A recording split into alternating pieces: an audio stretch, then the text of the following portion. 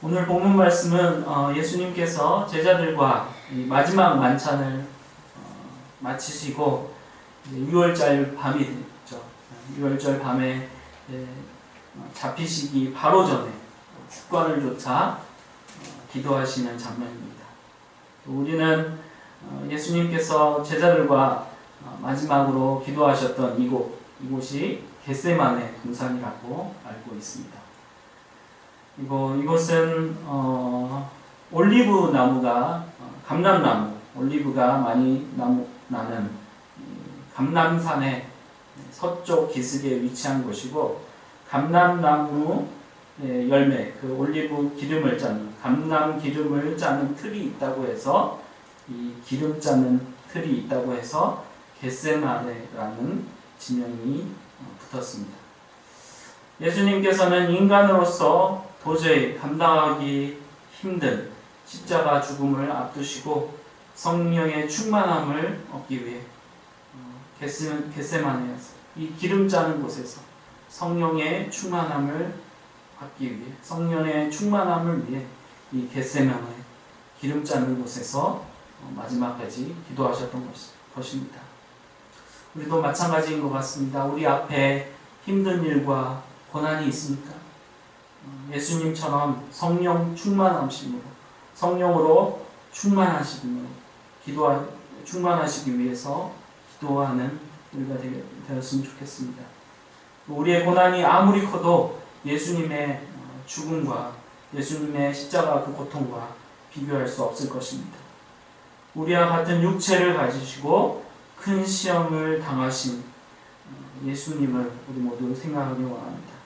우리에게 감당할 만한 시험만 주시고 그 시험만 허락하시는 하나님께 감사하며 예수님처럼 기도하며 성령으로 충만할 때 우리가 그 모든 시험과 어려움들을 감당하게 하실 줄로 믿습니다. 예수님께서는 겟세마네 동산에 올라가실 때 모든 제자, 12제자를 다 데리고 가지는 않으셨습니다. 특별히 제자 중에 항상 몇 번이고 이렇게 동행했던 제자들이 있는데, 베드로와 세베대의 두 아들이라고 되어 있죠. 오늘 본문에는 세베대의 두 아들이라고 되어 있는데, 야고보와 요한, 이 세 제자, 베드로, 야고보, 요한, 이 세 제자만을 데리고 가셨습니다.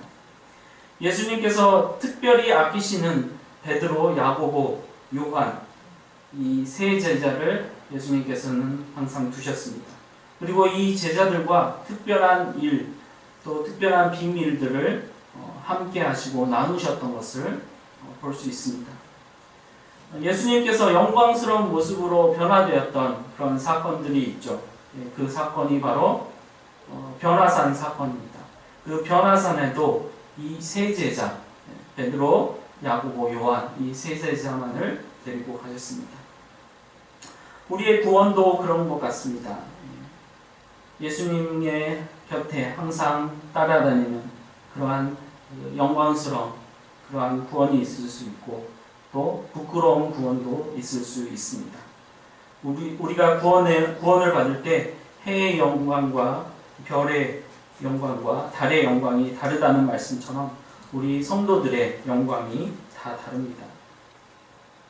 우리가 맞이할 새하늘과 새 땅에는 해와 달과 별들이 필요가 없습니다. 왜냐하면 예수님께서 친히 빛이 되심으로 해가 쓸데없습니다. 별과 달도 없습니다. 왜냐하면 별과 달의 역할을 새하늘과 새 땅에서는 이 성도들이 별이고 달인 것입니다. 우리가 이 세상에서 살 때 하나님께 더 가까이 있기를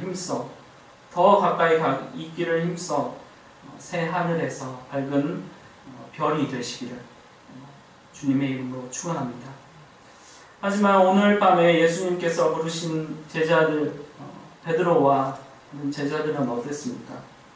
제자들은 이전에 우리가 마태복음 살펴봤듯이 세상 권세, 세상 욕심으로 그 마음에 가득 차서 그 자리가, 예수님께서 부르신 이 자리가, 예수님께서 함께 기도하자고, 함께 깨어있으라고 부르신 그 자리가 얼마나 영광된 자리인지, 영광스러운 자리인지 그들의 마음이 세상 욕심으로 가득 차서 몰랐습니다.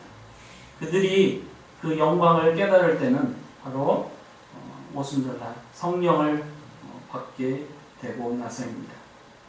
우리도 마찬가지입니다. 우리 마음이 세상 욕심으로 가득하다면 하나님의 부르심이 얼마나 영광스럽고 얼마나 정말 그 부르심이 얼마나 영광스러운 자리인지 우리가 알 수 없는 것입니다. 하나님은 그 영광의 자리에 그 영광의 약속과 함께 부르십니다. 그리고 그 부르심에는 후회함이 없습니다. 그 영광의 부르심에 우리가 최선을 향해 최선을 다해 달려가야 할 줄로 믿습니다. 그 영광된 자리에 우리를 부르셨다면 그 부르심을 확신하고 정말 주님께서 그 부르심에 최선을 다해 응답해야 될 줄로 믿습니다. 예수님께서 이 땅에서 사역하실 때, 그리고 오늘 본문처럼 마지막 이 겟세마네 동산에서 기도하실 때 제자들과 함께 하시기 원하셨지만 정작 제자들은 예수님의 부르심에 부응하지 못했습니다. 예수님이 십자가 지실 십자가 형벌은 엄청난 고통이었고 그것을 아시는 예수님께서는 육체의 고통을 이기기 위해 다시 한번 성령의 충만함을 위해 기도하셨습니다. 그리고 제자들과 함께 기도하시길 원하셨습니다. 그리고 오늘 본문 말씀처럼 예수님께서는 3번 동일한 말씀으로 기도하셨습니다. 오늘 38절에는 예수님께서 39절에 예수님께서 기도하신 내용이 기록되어 있습니다. 내 아버지여 만일 할만하시거든 이 잔을 내게서 지나가게 하옵소서. 그러나 나의 원대로 마시옵고 아버지의 원대로 하옵소서. 이렇게 기도하셨습니다. 예수님께서는 십자가의 죽음의 고통을 할 수 있으면 면하기를 원하셨습니다. 하지만 십자가를 피할 수 있는 방법이 없다면 내 뜻대로 마시고 아버지의 뜻대로 십자가를 지도로 기도하는 것입니다. 예수님께서는 아버지의 뜻을 바꾸기보다 자신의 뜻을 아버지의 뜻과 하나 되도록 기도하셨습니다. 제자들과 제사장들과 바리새인들은 자신의 뜻을 관철시키기를 원했습니다. 세상 원세를 차지하고 지키기 위해 흉계를 꾸미고 숨은 의도를 가지고 그 뜻을 관철시키기를 원하고 행동했습니다. 하지만 예수님께서는 당신의 육체에 임할 엄청난 고통을 이 세상 종역과 함께 못 받기를 강구하셨습니다.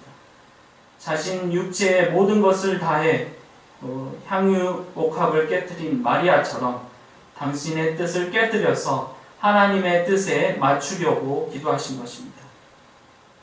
즉 예수님도 마리아도 향유 옥합을 깨뜨린 마리아도 당신의 뜻을 하나님의 그 뜻에 맞추려고 기도하신 것입니다.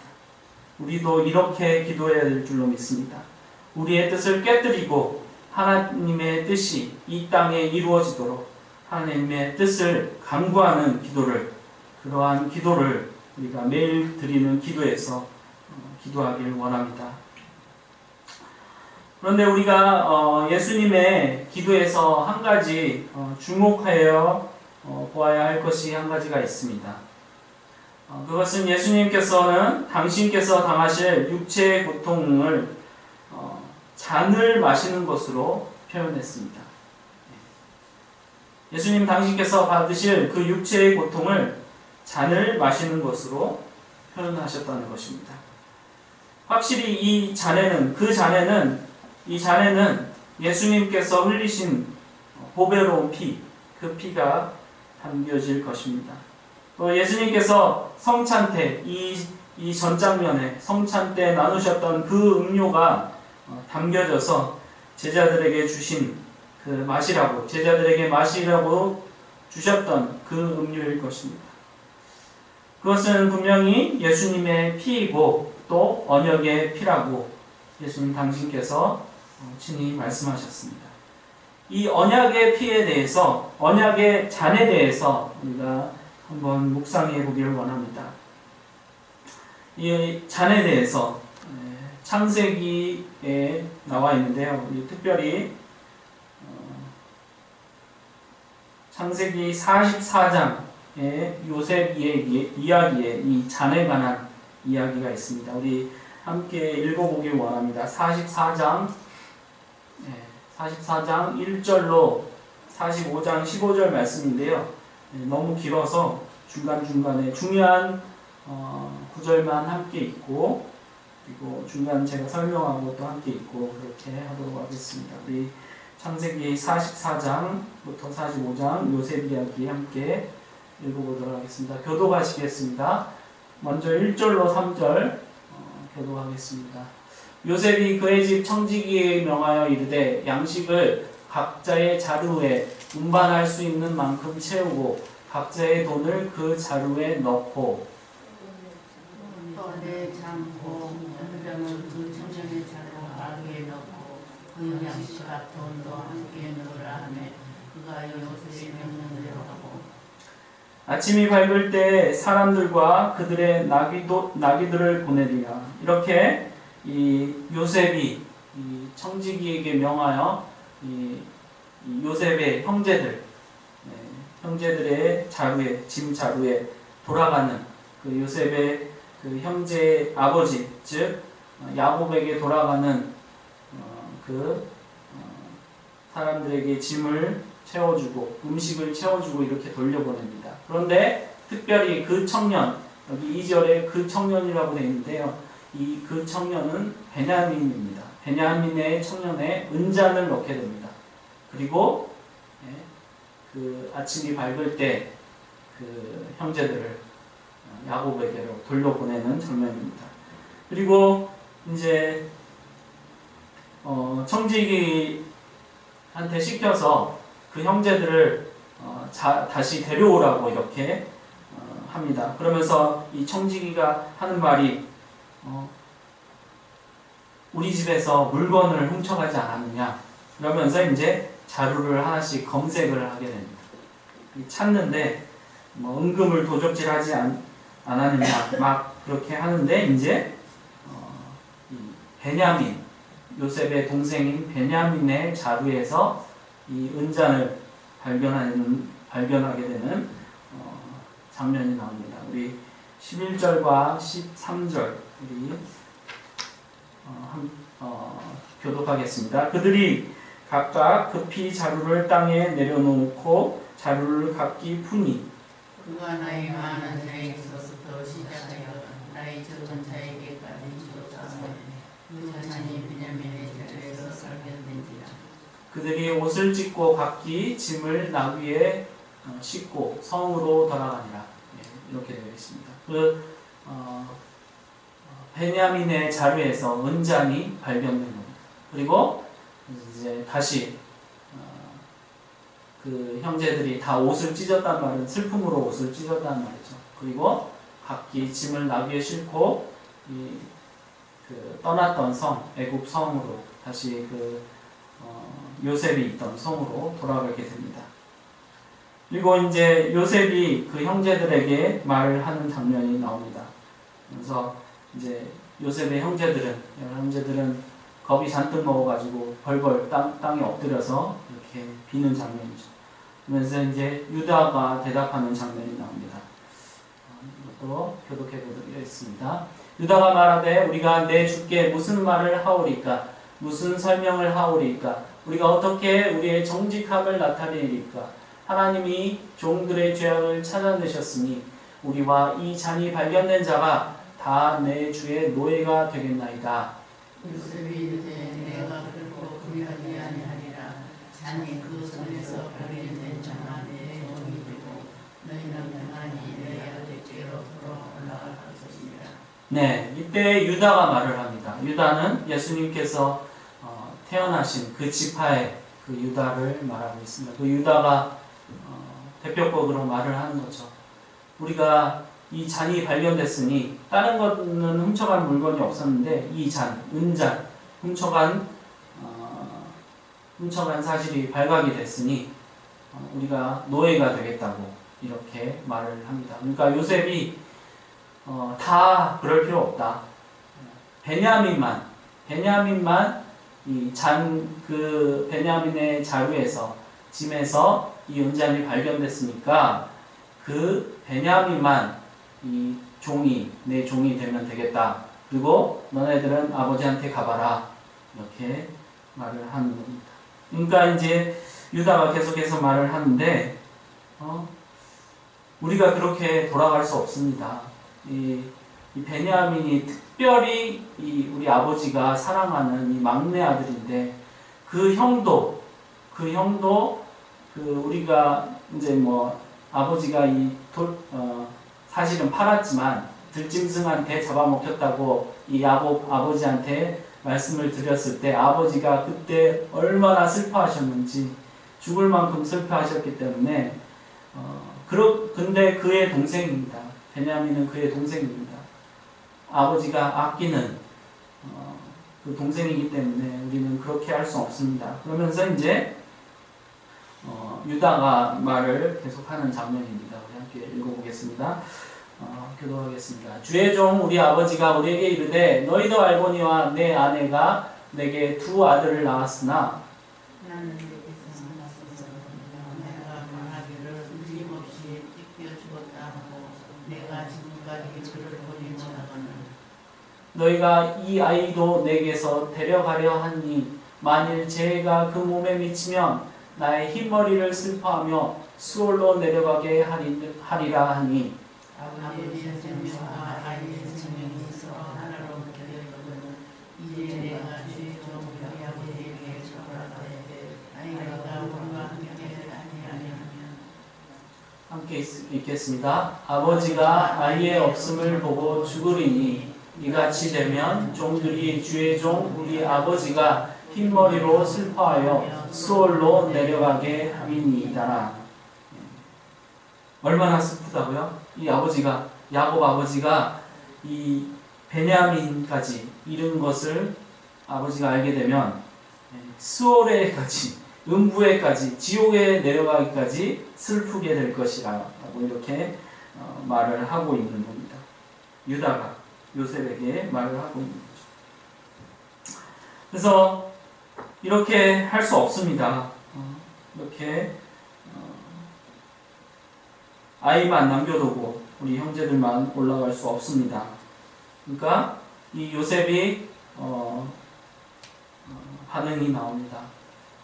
그 요셉의 반응을 한번 읽어보겠습니다. 요셉이 시종하는 자들 앞에서 그 정을 억제하지 못하여 소리질러 모든 사람을 자기에게서 물러가라 하고 그 형제들에게 자기를 알리니 그때에 그와 함께한 다른 사람이 없었더라. 요셉이 큰 소리로 우니 애국 사람에게 들리며 나라의 궁중에 들리더라. 요셉이 그 형들에게 이르되 나는 요셉이라 내 아버지께서 아직 살아계시니까 형들이 그 앞에서 놀라서 대답하지 못하더라. 요셉이 그들에게 이르되 여기로 가까이 오소서. 그들이 가까이 가니 이르되 나는 당신들의 아우 요셉이니 당신들의 입에서 산자라. 함께 읽겠습니다. 당신들이 나를 이곳에 팔았다고 해서 근심하지 마소서. 한탄하지 마소서. 하나님이 생명을 구원하시려고 나를 당신들보다 먼저 보내셨나이다. 아멘.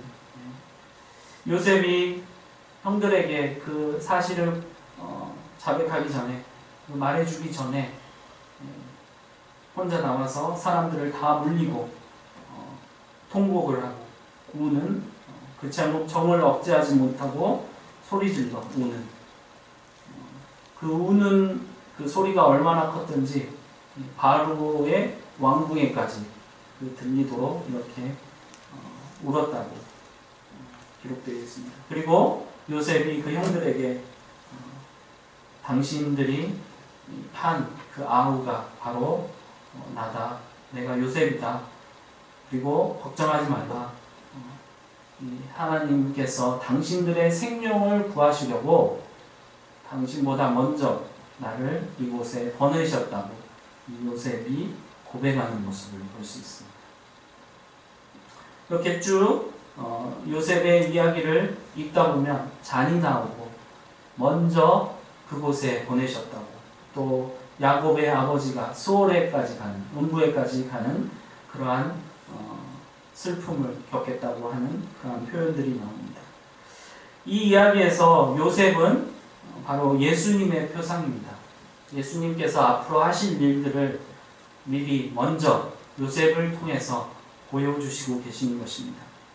예수님은 요셉과 같이 형제들에게 배반을 당했습니다. 요셉은 형제들에게 배반을 당했고 예수님은 제자들에게 배반을 당한 것입니다. 형제들의 손에 의해 요셉은 은 20의 노예로 애굽에 팔려갔습니다. 마찬가지로 예수님도 가장 가까이 있던 제자 가룟 유다와 또 세상 욕심으로 가득 찬 제자들에 의해 은 30에 마찬가지로 노예처럼 팔렸습니다. 하지만 애굽에서 요셉은 하나님의 은혜로 세상에 닥쳐올 고난을 아버지와 또 형제들을 위해 준비하는 삶을 살았다고 고백했습니다. 예수님께서도 마찬가지로 우리를 위해 이 세상과 다른 곳, 천국에서의 영원한 삶을 위해 우리를 위해 우리의 처소를 예비하고 계시다고, 우리를 위해 그 처소를 준비하고 계시다고 예수님께서 말씀하셨습니다. 그 처소가 다 마련되고 이제 요셉이 형제들을 찾을 시간이 된 것입니다.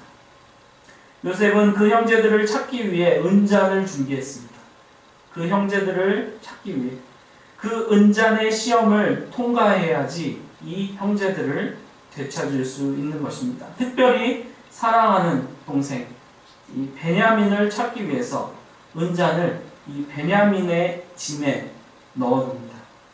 그리고 그것을 계기 삼아 이 베냐민을 찾을, 특별히 사랑하는 그 동생을 찾을 계획을 합니다.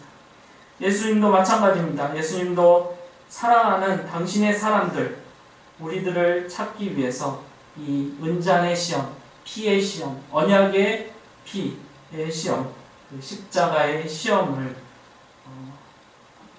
감당하시고 마시길 원하시는 것입니다.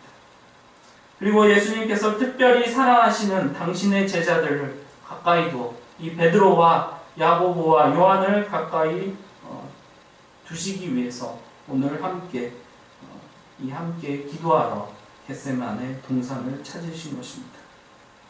그 잔의 기도, 그 겟세마네의 기도를 오늘 하시고 계시는 것입니다. 그 사람들은 어떤 사람들입니까? 예수님께서 찾으시려는 그 사람들은 어떤 사람들입니까? 요셉의 아버지와 요셉의 아버지 야곱의 생명이 하나로 묶인 사람들입니다. 이 특별히 베냐민이 이 야곱과 이 막내 아들 야곱과 막내 아들 베냐민과 야곱의 아버지 야곱의 생명은 하나로 묶였다고 표현하고 있습니다.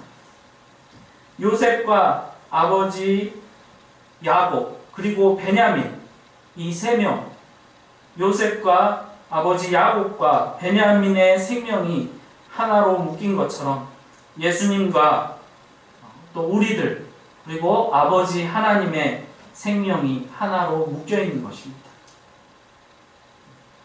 이 하나로 묶인 생명, 이 생명을 찾기 위해서 당신의 사람들의 생명을 찾기 위해서 예수님께서 이 은잔의 시험을 예수님께서 통과하고 계신 것입니다. 그리고 요셉이 형제들을 찾기 바로 앞두고 바로의 궁중에까지 들리기까지 큰 소리로 우신 것처럼 예수님께서도 겟세마네 동산에서 또 그리고 십자가상에서 큰 소리로 우시고 외치셨던 것입니다. 다 이루었다. 요셉이 그렇게 형제를 찾기 전에 그 정을 억제하지 못하고 울었던 것처럼 예수님께서도 이 겟세마네 동산에서 땀방울이 핏방울이 되도록 우시고 기도하시고 또 십자가에서 이렇게 다 이루었다고 외치셨던 것입니다.